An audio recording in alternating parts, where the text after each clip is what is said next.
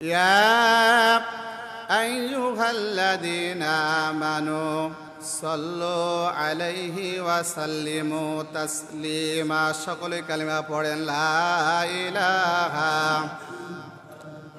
জোরে জোরে লা ইলাহা ইল্লাল্লাহ লা ইলাহা জোরে লা ইলাহা আমি কেমনে যাব মদিনায় আমি একলা যাইতে পারবো না দয়ার নবী দয়া করো দয়ার নবী দয়া করো নসিব করো মদিনা লা ইলাহা। সম্মানিত উপস্থিতি, হজ করার জন্য প্রত্যেকটা ব্যক্তির ভিতরে আশা আকাঙ্ক্ষা থাকার পরও যেহেতু যেভাবে আমরা হজ করতে যেতে পারবো না, হজ করতে গেলে কিছু আমাদের সামগ্রী প্রয়োজন, কিছু নিয়ম আমাদের প্রয়োজন। এই জিনিসগুলো ছাড়া যেমন আমরা হজে যেতে পারবো না, মক্কা মদিনায় জিয়ারত করতে পারবো না, ঠিক তেমনি আল্লাহর জান্নাতে যদি কেউ যাওয়ার ইচ্ছা করে, ইচ্ছাই করলে সে আর যেতে পারবে। হজ করার জন্য আমাদের যেমন অর্থের প্রয়োজন, মুআল্লিমের প্রয়োজন, এরোপ্লেনের প্রয়োজন আছে এবং অন্যান্য যাবতীয় জিনিসের যেমন প্রয়োজন আছে, আল্লাহর জান্নাতে যেতে গেলে আমার আল্লাহ রব্বুল আলামিন বলেছেন ওইগুলো ছাড়া যেমন হজে যেতে পারবেন না, আল্লাহর জান্নাতেও যেতে চাইলেও যাওয়া যাবে না। ওইগুলো প্রয়োজনীয় যেগুলো জিনিস দরকার, আল্লাহর জান্নাতেও যেতে গেলে কিছু জিনিস দরকার আছে কিনা জোরে বলেন। আল্লাহ রব্বুল আলামিনকে জিজ্ঞাসা করা হলো আল্লাহর কোরআনকে, কোরআন বলে দিন আল্লাহর জান্নাতের ভিতরে যেতে গেলে কি কি জিনিস আমাদের প্রয়োজন। আল্লাহর কোরআন বলে দিলেন, এক নম্বর হলো কোনো মানুষ যদি আল্লাহর জান্নাতে যেতে চায়, এক নম্বর পয়েন্ট হলো তাকে ঈমানদার হতে হবে। জোরে বলেন আল্লাহু আকবার। ইন্নাল্লাযীনা আমানু ওয়া আমিলুস সালিহাতি কানাত লাহুম জান্নাতুল ফিরদাউসি নুজুলা। একমাত্র চাইতে হবে আল্লাহর কাছে, আল্লাহ ছাড়া পৃথিবীর কারো কাছে চাওয়া যাবে না, আল্লাহ ছাড়া কারো কাছে কোনোভাবে হাত পাতা যাবে না। যা কিছু চাইবো একমাত্র আল্লাহর কাছে চাবো। জোরে বলেন ঠিক কিনা। আমরা ঈমানদার, আল্লাহর কাছে চাওয়ার পর আমরা কিন্তু বিশেষভাবে আমরা ঈমানদার দাবি করি ঠিকই, কিন্তু মাঝে মাঝে আমরা কুসুমবা মসজিদের কাছে যাই, তাই না? না আপনার কথা জান না আপনারা কুসুমবা? ও হুজুর আমার নাতি হয়েছে, হওয়ার আগে মান্নত করেছিলাম কুসুমবা মসজিদে একটা ছাগল দিব। হুজুর এখন তো আমার নাতি হয়ে গেছে, এখন মান্নত পূরণ করতে হবে। বলেন তো সন্তান দেওয়ার মালিক কুসুমবা মসজিদ না আল্লাহ? আরো জোরে বলেন দেওয়ার মালিককে। আপনি যদি কুসুমবা মসজিদের কাছে চান, সঙ্গে সঙ্গে আপনার ঈমান চলে যাবে। জোরে বলেন ঠিক কিনা। চাইতে হবে একমাত্র আল্লাহর কাছে। হযরত মূসা আলাইহিস সালাতু সালামের সময় একদিন মূসা আলাইহিস সালাতু সালাম গহীন জঙ্গলের মধ্যে দিয়ে হেঁটে হেঁটে চলে যাচ্ছিলেন। হঠাৎ করে জঙ্গলের ভিতরে যখন চলে গেছেন, যাওয়ার পর খেয়াল করে দেখলেন গহীন জঙ্গলের মধ্য থেকে আল্লাহ আল্লাহ জিকির আসতেছে। আমার বন্ধুগণ, এই সময় হযরত মূসা ওই গহীন জঙ্গলের মধ্যে চিন্তা করলেন, এই গহীন জঙ্গলের মধ্যে কে আল্লাহ আল্লাহ বলে জিকির করে। হযরত মূসা এক পা দুপা করে হাঁটি হাঁটি পা পা করে সামনের দিকে অগ্রসর হয়।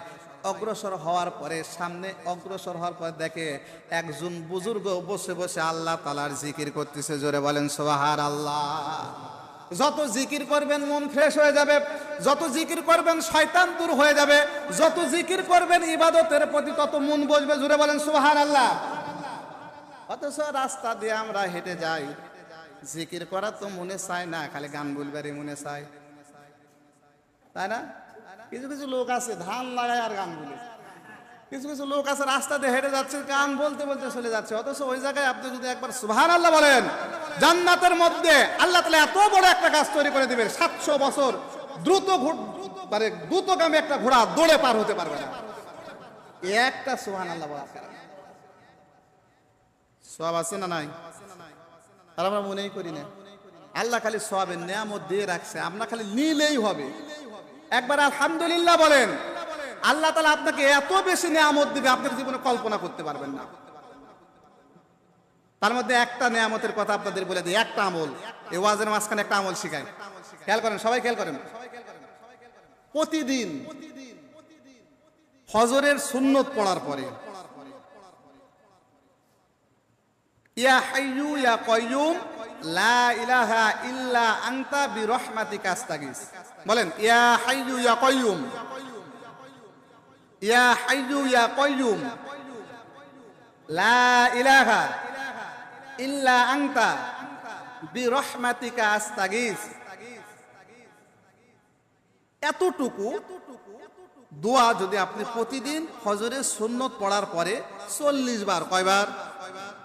40 বার যদি আপনি পড়েন, ইনশাআল্লাহ আল্লাহ তাআলা যত সম্পদ আপনি চান আল্লাহ তাআলা তত সম্পদ আপনাকে দান করবে। বৃষ্টি আসছে নাকি? সুবহানাল্লাহ।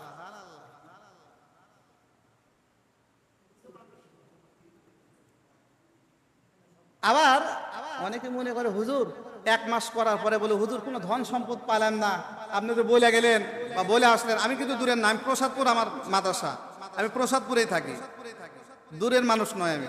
এখন হঠাৎ করে দেখার পরে বললেন হুজুর আমি গরিবই আছি, আপনি দোয়াটা শিখা দিলাম, দোয়া করলাম কিন্তু কাজে লাগলো না। কিন্তু দোয়াটা 1 দিন 2 দিন করতে হবে না, করতেই থাকবেন যতক্ষণ না পর্যন্ত আপনি সম্পদ না পাচ্ছেন। দোয়া ছাড়বেন? দোয়া ছাড়বেন না। সম্মানিত উপস্থিতি, বলতেছিলাম ভরসা করতে হবে আল্লাহর উপর, চাইতে হবে কার কাছে? হযরত মূসা যখন গেলেন, যাওয়ার পরে দেখলেন একজন বুজুর্গ বসে বসে আল্লাহ আল্লাহ আল্লাহ আল্লাহ নামের জিকির করতেছে। হযরত মূসা এবার বুজুর্গকে জিজ্ঞাসা করতেছে, বুজুর্গ তুমি কতদিন ধরে এই জায়গায় তুমি জিকির করতেছো? সর্বপ্রথম মূসা তাকে জিজ্ঞাসা করতেছে তুমি কার জিকির করতেছো? বুজুর্গ বলতেছে হে আল্লাহর বান্দা আমি আল্লাহ তাআলার জিকির করতেছি। এবার হযরত মূসা জিজ্ঞাসা করে তুমি কতদিন ধরে এখানে জিকির করতেছো? এবার বুজুর্গ বলতেছে আমি 1 দিন নয় 2 দিন নয় 450 বছর ধরে এখানে জিকির করতেছি। জোরে বলেন সুবহানাল্লাহ। এবার বুজুর্গকে জিজ্ঞাসা করা হচ্ছে, বুজুর্গ পৃথিবীতে যত মানুষ আছে সমস্ত মানুষগুলো তো যে কোনো কাজ করার আগে একটা উদ্দেশ্য থাকে, কথা বলেন। ধান লাগাইছেন, আপনার উদ্দেশ্য হলো ধান লাগানোর পরে সেখান থেকে আপনি কিছু ধান পাবেন, সেটা আপনার উদ্দেশ্য। ব্যবসা করতেছেন, ব্যবসা করার পর সেখান থেকে কিছু সম্পদ পাবেন, সেটা আপনার উদ্দেশ্য। আপনি বিদেশ যাচ্ছেন, বিদেশ কাজ করার জন্য সেখান থেকে কিছু টাকা পাবেন, এটা আপনার উদ্দেশ্য। হযরত মূসা জিজ্ঞাসা করে বুজুর্গ তুমি এখানে 450 বছর ধরে তুমি জিকির করতেছো, কিন্তু কেন জিকির করতেছো? এর মতলবটাকে, উদ্দেশ্যটাকে? হযরতে মূসার কথা শোনার পর এবার বুজুর্গ বলতেছে আমি 2টা কারণে এখানে আল্লাহর আমল করতেছি, জিকির করতেছি। হযরতে মূসা জিজ্ঞাসা করার পরে বুজুর্গ বলতেছে 2টা কারণ। হযরতে মূসা জিজ্ঞাসা করলো 2টা কারণ কি কি? 1 নাম্বার কারণ হলো, বুজুর্গ বলতেছে এখানে জিকির করার একমাত্র উদ্দেশ্য হলো এই জামানার সবচেয়ে বড় একজন নবীর নাম হলো মূসা, ওই নবীর সাথে আমার সাক্ষাৎ করা একটা উদ্দেশ্য। যারা বলেন সুবহানাল্লাহ। নাম্বার 2, ওই মূসার সাথে দেখা হওয়ার পরে মূসার কাছ থেকে আমি 2 পেয়ালা 1 পেয়ালা পানি খাওয়া আমার আশা। আমি যদি দেখা হয় তার কাছ থেকে আমি 1 পেয়ালা পানি খাবো। এই 2টা উদ্দেশ্য নিয়ে আমি আল্লাহর জিকির করতেছি। সম্মানিত উপস্থিতি, এইবারে হযরত মূসা চোখ দিয়ে অঝরে পানি পড়ে যাচ্ছে। চিন্তা করলো 450 বছর ধরে আল্লাহ জিকির করতেছে আমার সাথে দেখা করার জন্য।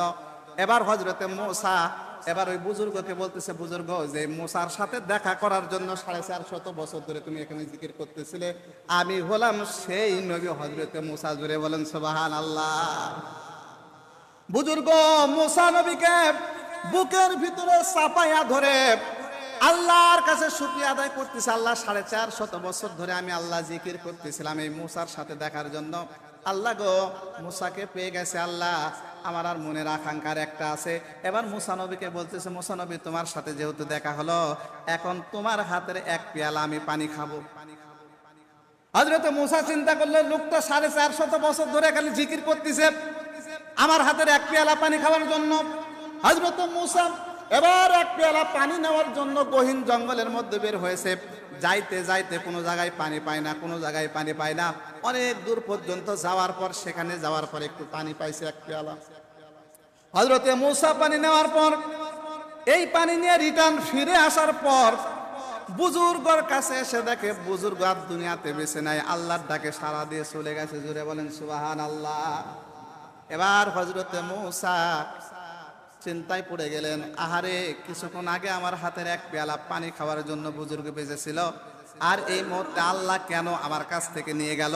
কারণ মূসা ছিল কালিমুল্লাহ। কালিমুল্লাহ অর্থ হলো কথা বলে আল্লাহর সাথে, এই জন্য তার নাম কালিমুল্লাহ। জুড়ে বলেন সুবহানাল্লাহ। একজন নবী সবচেয়ে বেশি জেদ করত, একজন নবী সবচেয়ে বেশি আল্লাহকে প্রশ্ন করত, তার নাম মূসা। যে কোনো বিষয় কোনো অঘটন দেখলেই সে সরাসরি আল্লাহকে প্রশ্ন করতো, আল্লাহ এই কাজ হলো কেন, আল্লাহ এটা হলো কেন, আল্লাহ এই কাজ করলেন কেন, সঙ্গে সঙ্গে প্রশ্ন করতো। সঙ্গে সঙ্গে হযরত মূসা এবার আল্লাহকে বলতেছে, আল্লাহ গো 450 বছর ধরে এই ব্যক্তিটা এখানে জিকির করতেছে আমার এক পেয়ালা পানি খাওয়ার জন্য। আল্লাহ আমি পেয়ালা ভর্তি পানি নিয়ে আসলাম, আল্লাহ আপনি কেন একে উঠায়া নিলেন? এবার আল্লাহ বলতেছে, মূসা ভালো করে খেয়াল করো আমার কথাগুলো। হ্যাঁ মূসা, যেই ব্যক্তি 450 বছর ধরে এখানে জিকির করতেছে, বলতো এই লোকটিকে খাওয়াইছে কে? মূসা বলল, আল্লাহ 450 বছর ধরে আপনি খাওয়াইছেন। তো বললো 450 বছর ধরে যদি আমি আল্লাহ খাওয়াইতে পারি, এক পেয়ালা পানি কি আমার কাছে কম হয়েছিল না বেশি হয়েছিল? সুবহানাল্লাহ বলুন না। ওই এক পেয়ালা পানি তো আমি আল্লাহর কাছে চাইতে পারতো, তুমি মাখলুক তোমার কাছে কেন চাইলো? হ্যাঁ মূসা শুনো, 450 বছর ধরে তার ইবাদত আমার পছন্দ হয়েছে, কিন্তু তোমার কাছে এক পেয়ালা পানি চাইছে, এটা আমার কাছে পছন্দ হয় নাই। জুড়ে বলেন সুবহানাল্লাহ। আমি আল্লাহ তাআলা যদি 450 বছর ধরে তাকে খাওয়াইতে পারি, তাহলে কি এক পেয়ালা পানি আমার কাছে কি কম হয়েছিল নাকি? চাইলেই তো আমার কাছে পাইতো, ও আমার কাছে না চায় মূসার কাছে চাইছে, এটা আমার পছন্দ হয় নাই। এই জন্য আমি ওই সঙ্গে সঙ্গে ওই বুজুর্গকে ওখান থেকে উঠা নিয়েছি। জুড়ে বলেন সুবহানাল্লাহ। তাহলে বোঝা গেল দুনিয়ার কারো কাছে চাওয়া যাবে না, চাইতে হবে একমাত্র। আর আমরা চাই কুসুম্বা মসজিদের কাছে। আল্লাহ 10 বছর ধরে যদি কোনো ভাইয়ের সন্তান যদি না হয়, তাহলে দেখবেন খেয়াল করে পাড়ার লোকেরা যেখানে যাতে বলবো ওইখানেই যাবে। যদি বলে অমুক জায়গায় যে একটা পীর বাবা বসে আছে ওর কাছে যাও, ওখানে মাটি দিচ্ছে, মাটি খালে বাচ্চা হয়ে যাবে, দেখবেন ওই ভাইরা ওই জায়গায় দৌড়ায় কিনা। জোরে বলেন দৌড়ায় না? বাস্তবতা না? আমার এলাকায় মাজার কম, কিন্তু জামালপুর, ময়মনসিংহ, ভালুকা, ত্রিশাল, নারায়ণগঞ্জ, ফতুল্লা, ঢাকার ভিতরে অনেক অনেক মাজার আছে, যেখানে মানুষ মাজার খুলে বসে আছে। আর আমার মতো আপনার মতো আহম্মক ব্যক্তিরা যায় ওই মাজারের ল্যাংটা পীরের কাছে যা বলতেছে, বাবা আমাকে একটা সন্তান দেওয়া লাগবে। নাউজুবিল্লাহ বলেন। অথচ সন্তান দেওয়ার মালিক কে? আল্লাহ। আল্লাহ হলো সন্তান দেওয়ার মালিক। অথচ আমরা মাজারে যা সন্তান চাই। আপনারা হয়তো বা জানেন না, যারা ঢাকা শহরে যারা চাকরি করে, ওরা খেয়াল করে দেখবেন পীরের কাছে ওরা পড়ে থাকে। অনেক পীর বাবা আছে। এই পীরেরা শুধু পীর নয়, এই পীরেরা তারা খানকা করে বসে আছে। তাদের উদ্দেশ্য হলো যে মুরিদ বানানো হবে সাধারণ লোকদেরকে, আর তারা বলবে যে পীর মুরিদদেরকে জান্নাতের ভিতর নিয়ে যেতে পারবে না। ওই পীর পীর নয়। পীর মানেই তাকে জান্নাতের ভিতর নিয়ে আই, কথা কয় না, পীর মানেই জান্নাতের ভিতর নিয়ে যাবে। কিন্তু এটাই তাদের উদ্দেশ্য বলা হয়, এই জন্য তাদেরকে মুরিদ বানানো হয়, খানকা বানানো হয়। অথচ আল্লাহ রসুলের জামানা থেকে নিয়ে শেষ পর্যন্ত কোনো ব্যক্তি যারা ইসলাম প্রচার করেছে, কোনো ব্যক্তি বলে নাই আমি মারা যাওয়ার পরে আমার কবরটা উঁচু করে সেখানে তোমরা মাজার করবে। এরকম কোনো জায়গায় বলা হয় নাই। মাজারে কিছু অকৃতকার্য কাজ করা হয়, যেটার কারণে মানুষের সঙ্গে সঙ্গে ঈমান চলে যায়। ওরা মাজারে যায়, পীরের কাছে বাচ্চা চাই, ঈমান আর থাকে না, কথা কয় না। ওরা মাজারে যায়, মাজারকে সামনে রেখে তারা সেজদা করে, তাদের ঈমান আর সঙ্গে সঙ্গে থাকে না। কারণ আল্লাহ রাব্বুল আলামিনের রাসূল বলেন, মসজিদকে তোমরা কবরকে কখনো তোমরা সেজদা করো না, মসজিদে সেজদা করো কিন্তু কবরকে সেজদা করো না। আর মুরিদানরা যায় কবরের সামনে যায় মাথা নত করে আল্লাহর কাছে চাই। আল্লাহ বলে তোরা মাথা নত করবো কবরের কাছে, আর আমার কাছে চাবো, আমি দিতে পারবো? ঈমান আর থাকবে? এই অবস্থাতে ঈমান থাকে না। তারা গান বলে, বিভিন্ন রকমের যে গানগুলো বলে, এই গানগুলো শুনলে আপনাদের মাথা ঘুরে যাবে। ল্যাংটা বাবার পাগ দরবারে জীবন যৌবন দাও শোফে, কি গান বলে? ল্যাংটা বাবার পাক দরবারে জীবন যৌবন দাও সফে। আমি জিজ্ঞাসা করলাম, পীর বাবা জীবন তো দিব, যৌবন কিভাবে দিব? ওরা বলতেছে বাবার মুরিদ হলে জীবনও দেওয়া লাগবে, যৌবনও। আস্তাগফিরুল্লাহ, নাউজুবিল্লাহ বলবেন না? ঈমান আর থাকলো না আপনার। এবং আরো অনেক কিছু আছে যেটা আমি বলবো না। আমরা আমাদের মধ্যে যে শিরকিয়াতের কাজ করি, বাজারে গেলে আমরা একসাথে বন্ধু বান্ধব যদি কলা খাই, কলা যদি জোড়া হয় আর খাবার চাই না, কথা কয় না, তাই কি না? কলা যদি জোড়া হয় আর খাবার চাই না, বলি হুজুর জোড়া কলা খালে জোড়া বাচ্চা হবে, নাউজুবিল্লাহ বলেন। বাচ্চা একটা হবে না, দুইটা হবে, বলার মালিককে, দেওয়ার মালিককে। আর আমরা বলি দুটা কলা খালে দুটা বাচ্চা হবে, সঙ্গে সঙ্গে ইমান থাকবে। বুঝেন? কিন্তু কথা বুঝতেছেন আপনারা কোন জিনিসের দ্বারা ইমান থাকে না? আমি আলোচনা অন্যদিকে নিয়ে যাব না, এই কথাগুলি একটু বুঝাবো। যেহেতু সময় বেশি হলে লম্বা আলোচনা ধরতাম, সময় যেহেতু কম, কম সুরে একটু বুঝাই। অনেক বাচ্চা কাচ্চা আমাদের এলাকায়, আমাদের সমাজে আছে অনেক বাচ্চা কাচ্চা যাদের মাথায় টিকলি দুড়ে, আমরা বলি তোর বউ দুড়ে, কথা কয় না, বুঝা যাচ্ছে? মাথায় যদি টিকলি দুড়া থাকে আমরা বলি তোর বউ দুড়া হবে, অথচ বউ একটা হবে না, দুড়া হবে, দেওয়ার মালিককে। অথচ বলে ফেলা দিলাম আমরা, সঙ্গে সঙ্গে তার ইমান থাকলো না। আমার বন্ধুগণ, এরকম হাজারো কথা আছে। কোন এলাকার কোন লোক যদি আপনার বাড়িতে কোনো কিছু চাইতে আসে, সকালবেলা ঝাড় দেওয়া ছাড়া টাকা দেওয়া, অথচ আপনার সংসারের মধ্যে বরকত দেওয়ার মালিককে। দোকানে আপনি সকালবেলা বাকি নিবার গেছেন, দোকানদার বলেছে আগে বিক্রি করে নি, তারপরে তোর কাছে বাকি। তোর যদি সকালবেলা তোর থেকে বাকি দেওয়া শুরু করি, তাহলে আমার সারাদিন বাকি, কথা কয় না। ইমান আছে? ইমান আছে? বলেন ইমান আছে? আমার বন্ধুগণ, শুধু তাই নয়, নতুন বউ বিয়ে করে এনেছেন, ঘরের ভিতরে নতুন বউকে রেখেছেন, সকালবেলা শাশুড়ি শ্বশুরকে চা দেওয়ার জন্য প্রস্তুতি গ্রহণ করতেছে। হঠাৎ করে চা দেওয়ার জন্য শ্বশুর শাশুড়ির সামনে গেছে, যাওয়ার পরে হঠাৎ করে একটা কাপ হাতের উপর থেকে পড়ে নিচে পড়ে ভেঙে গেছে। শ্বশুর শাশুড়ি বলতেছে তোর মতো অলক্ষী আর দুনিয়াত নাই, কথা বলেন, বলে কিনা? আরে নতুন বউ ঘরের ভিতরে আসা সর্বপ্রথম কাপ ভেঙে ফেলে দিছে, এটা কিন্তু লক্ষণ ভালো নয়। ইমান আছে? কথা বলেন, ইমান আছে? ঘর থেকে বের হয়েছেন বাজারে যাওয়ার জন্য, আপনি ঘর থেকে বের হয়েছেন, যখন পা বাড়িয়েছেন হঠাৎ করে কোনো দরজার সাথে অথবা কারোর সাথে হুসুট খাইছেন, আপনার বউ বলেছেন আজকে বাজারে যাওয়ার দরকার নেই। বলতেছে কেন? যাওয়ার সময় সর্বপ্রথম বাধা, হুসুট খাইছে, আজকে বাজারে যাওয়ার দরকার নাই, লক্ষণ ভালো নাই। তারপরেও যদি বাজারে যায়, আর যাওয়ার পরে যদি কোনো কারণবশত ওই লোক যদি অ্যাক্সিডেন্ট করে, তাহলে বউ কি বলবে? সকালবেলা বলেছিলাম না তোমাকে বাজারে যাওয়া লাগবে না, সকালবেলায় তো বাধা দেওয়া পড়ছি, তোমাকে যাইতে নিষেধ করলাম, তারপরেও গেলা। বলেন এই কাজগুলো হয় কিনা? এরপরে আর একটা মারাত্মক বড় শিরক, যে কারণে আমাদের ঈমান থাকে না, সেটা হলো রাস্তা দিয়ে আপনি যাচ্ছেন, যাওয়ার পরে হঠাৎ করে অ্যাক্সিডেন্ট করেছেন, মারা গেছেন। এখন আপনি বলতেছেন যদি আজকে সে বাজারে না যাইতো, সে যদি রাজশাহী না যেত, তাহলে মরতো। বলি কথা কোন? বলি কিনা? আপনার ঈমান ওই সময় আপনার ঈমান আর থাকলো না। কারণ হায়াতের মালিককে, মৌতের মালিককে, আল্লাযী খালাকাল মাউতা ওয়াল হায়াতা লিয়াবলুয়াকুম আইয়ুকুম আহসানু আমালা। জোরে বলেন আল্লাহু আকবার। আল্লাহ বলেন বান্দা তোর হায়াতের মালিক আমি, মৌতের মালিক আমি। তুই রাস্তা দিয়ে যাবি, হুসুট খায়া পড়বি, ওখানে মারা যাবি, সেটাও আমি আল্লাহ ঘটাবো। তুই অ্যাক্সিডেন্ট করে মারবি, এটাও আমি আল্লাহ ঘটাবো। বিলেত মাছ মারার জন্য যাবি, সেখানে পানির মধ্যে ডুবা মারবো, সেটা আমি ঘটাবো। আল্লাহ ছাড়া কারো নিউট দিতে পারে? অথচ আমরা বলি যদি রাজশাহী না যেত তাহলে মরতো। সর্বশেষ যেটা ডাক্তারের ঘোষণা দিলাম, সিজার নামক সবচেয়ে মারাত্মক বিষয় আমাদের ভিতরে ঢুকে গেছে।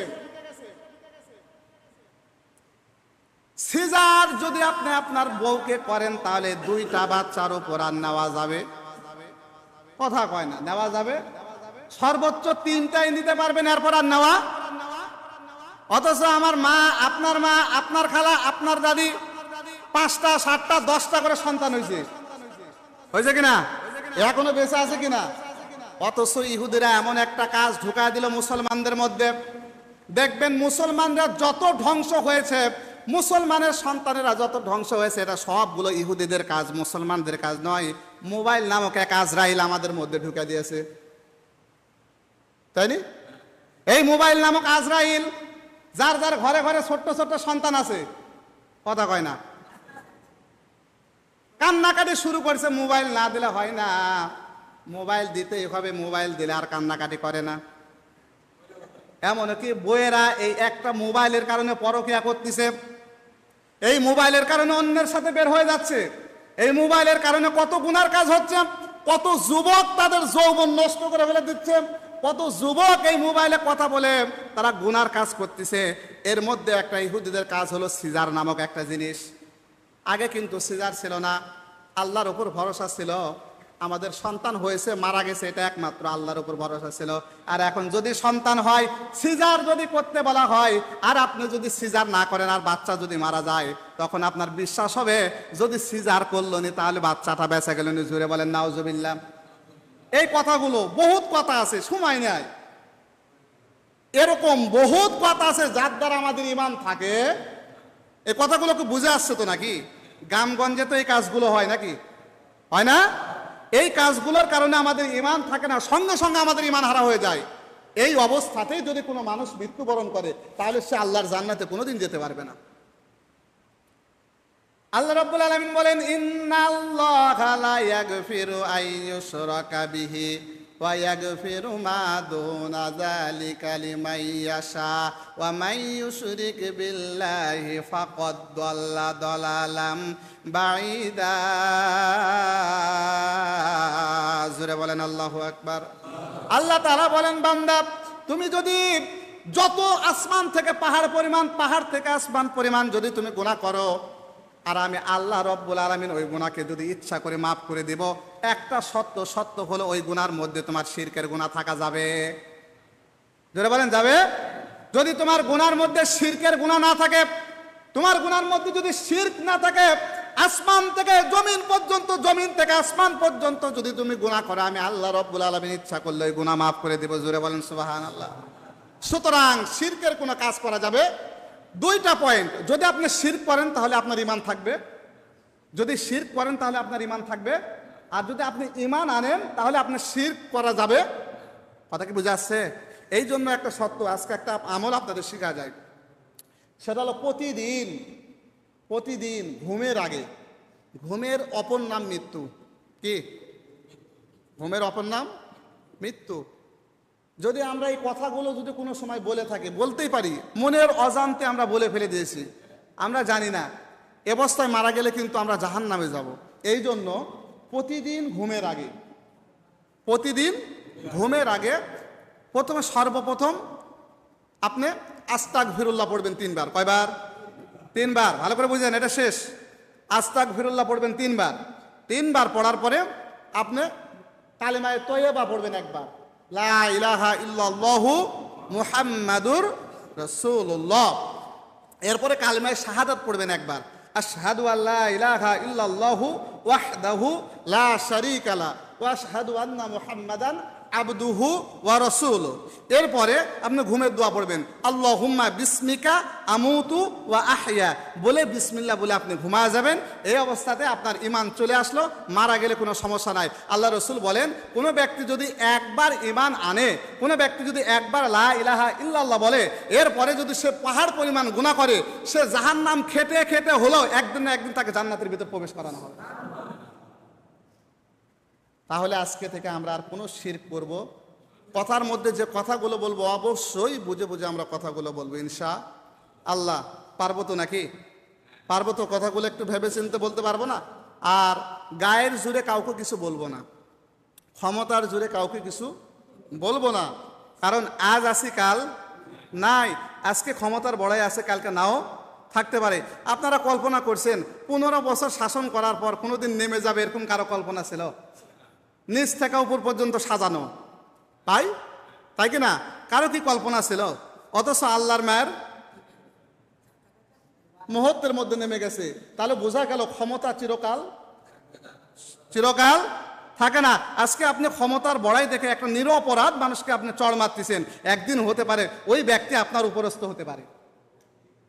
এই জন্য সকলেই আমরা ক্ষমা করে দেব। কোনো ভাইয়ের উপর রাগ রাখবো না, ভাই দ্বন্দ্ব করব না, সামান্য 1 হাত 2 হাত জমি নিয়ে কারোর সাথে গন্ডগোল করব না, সামান্য বিষয় নিয়ে কারোর সাথে মারামারি করব না। এমনকি আমাদের এই দওপাড়া এলাকা কোন দিকে? এদিকে। আমি এর আগেও শুনছি মানুষ মেরেই ফেলে দিয়েছিল, এরকম একটা ঘটনা শুনেছিলাম, ছোট্ট কালে আমি শুনেছিলাম অনেক আগে। এই কাজগুলো আমরা কখনো করব না। একটা জীবনের মূল্য অনেক অনেক, একটা জীবনের মূল্য। আপনি যদি কোনো ভাইকে অন্যায়ভাবে মেরে ফেলে দেন, ওই ভাইয়ের যত গুনাহ যে মেরে ফেলে দিল তার উপর পড়ে যাবে। এই জন্য আমরা সকলেই সংযত অবস্থায় থাকবো, মুখের ভাষাকে কন্ট্রোল করব, কারো মনের আঘাত দিব না। কোনো কথার দ্বারা কোনো ভাই যেন আঘাত না পায়। আল্লাহ আমাদের সকলকে বোঝার তৌফিক দান করে। সকলেই পড়ছে আল্লাহ হুম্মা আমিন।